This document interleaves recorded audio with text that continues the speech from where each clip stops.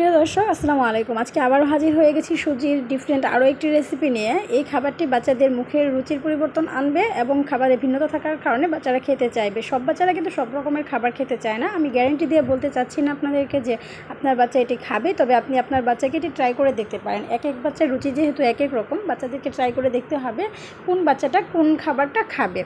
তো এটি আমি নতুনভাবে বানিয়ে দিয়েছি, যেহেতু খাবারে ভিন্নতা এনে দিলে বাচ্চারা খেতে চায়। এক রকমের খাবার বাচ্চারা সবসময় খেতে চায় না।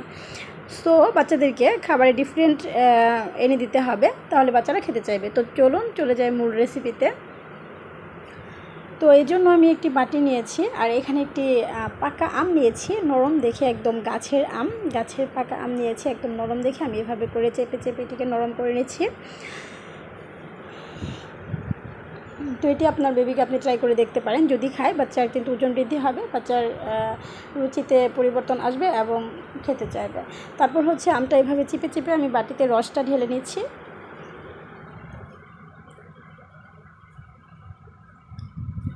রসটা ঢেলে নিচ্ছি। এভাবে করে আপনি রেসিপি বানিয়ে দিবেন।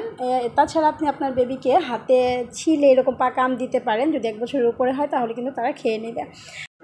এবং সিজনাল ফলগুলো বাচ্চাদের হাতে দেওয়ার চেষ্টা করবেন, তারা ঘুরে ঘুরে যাতে খেতে পারে। তো যাই হোক, আমার রেসিপিটি দেখে নেওয়া যাক। আমি এই পাত্রে দুধ নিয়েছি, গরুর দুধ নিয়েছি। আপনাদের 1 বছরের নিচের শিশুদেরকে নর্মাল বিশুদ্ধ পানি দিয়ে রান্নাটা করে দেবেন। তারপর হচ্ছে এখানে আমি সুজি নিয়ে নিচ্ছি আমার বাচ্চার চাহিদা অনুযায়ী, আর এখানে আমি তাল মিশ্রি দিয়ে নিয়েছি। তারপর হচ্ছে আমি বেবির চাহিদা অনুযায়ী 3 চামচ সুজি নিয়ে নিচ্ছি। আপনারা চালের সুজি বা দোকানের কেনা সুজি যেটা দিতে পারেন দিয়ে নেবেন। তারপর হচ্ছে সবগুলো একসাথে মিক্সড করে আমি চুলায় দিয়ে রান্না করছি। তো যারা বেবিকে নর্মাল বিশুদ্ধ পানি দিয়ে রান্নাটা করে দিবেন, তারা ফর্মুলা মিল্ক শেষে অ্যাড করতে পারেন। ফর্মুলা মিল্ক কিন্তু কুক করা যাবে না, সেটা খাবারটা নামিয়ে একটু গরম থাকলে তারপর সেটা দিয়ে দিবেন। তারপর হচ্ছে আমি নেড়েচেড়ে অনবরত রান্না করে নিচ্ছি। খাবারটা আমার বলক এসে গেছে। আপনাদের বেবি চাহিদা অনুযায়ী আপনারা যেমন লিকুইড খায় সেরকম লিকুইড করে নামাবেন। আর আমটা কিন্তু পরে আমরা ইউজ করব, আমটা পরে ইউজ করলে কিন্তু খাবারটা আরও পাতলা হয়ে আসবে, এর জন্য মোটামুটি আমি ঘন করে নামাবো।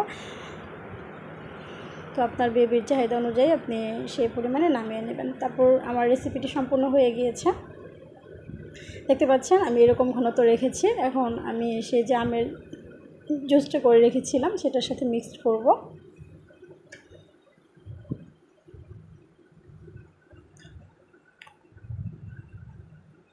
আমার খাবারটা এরকম হয়েছে, এরকম পাতলা রেখেছি আমি। আপনারা চাইলে আরও পাতলা বা ঘন করে নিতে পারেন।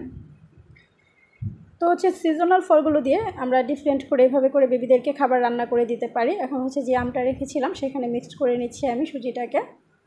মিক্সড করে আমার বেবিকে আমি দিয়ে দিব। এটা কিন্তু আপনারা ফিটারে দিয়েও দিতে পারবেন, খাওয়াতে পারবেন, এবং চামচ দিয়েও খাইয়ে দিতে পারবেন। খাবারটা যেহেতু বেশ পরিমাণ পাতলা হয়েছে, এটি ফিটারে দিলে বেবিরা খেয়ে নেবে, যদি আপনার বেবি ফিটারে খাওয়ার অভ্যাস থাকে। তো দর্শক, বাচ্চাদের কিন্তু অনেক বেশি কিছু খাওয়ার চাহিদা থাকে না, অল্প পরিমাণে খাবার দিবেন এবং সেই খাবারে যাতে বেশি পুষ্টি থাকে সেদিকে আপনারা লক্ষ্য রাখবেন, এবং সিজনাল ফলগুলো তাদেরকে দেওয়ার চেষ্টা করবেন। সিজনাল ফলগুলো দিলে বাচ্চারা সব কিছুর সাথে পরিচিত হবে এবং তারা সব কিছু চিনে যাবে, খেতে চাইবে, খাবারে অভ্যস্ত হবে। আমি গ্যারান্টি দিয়ে বলছি না যে আপনার বেবি এটা খাবে, এই রান্নাটা করে দেন এটা অবশ্যই খাবে, এরকম কথা আমি বলছি না। কারণ এক একজনের বেবি এক এক রকম খাবার খায়, এক একজনের সাথে এক এক রকম, কেউ মিষ্টি খায় কেউ ঝাল খায়।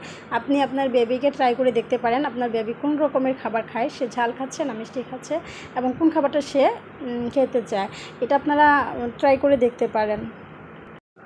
তো প্রিয় দর্শক, এই ছিল আমার আজকের রেসিপি। আমার রেসিপিটি যদি আপনাদের কাছে বিন্দুমাত্র ভালো লেগে থাকে অবশ্যই লাইক দিবেন, যাওয়ার আগে সুন্দর একটা কমেন্টস করে যাবেন, সাবস্ক্রাইব করবেন, সাবস্ক্রাইব করে পাশে থাকা বেল আইকনটিতে ক্লিক করে দিবেন। আমার পরবর্তী ভিডিও নোটিফিকেশনগুলো সবার আগে আপনাদের কাছে পৌঁছে যাবে। ভালো থাকবেন সবাই, আজকের মতো এই পর্যন্ত, আল্লাহ হাফেজ।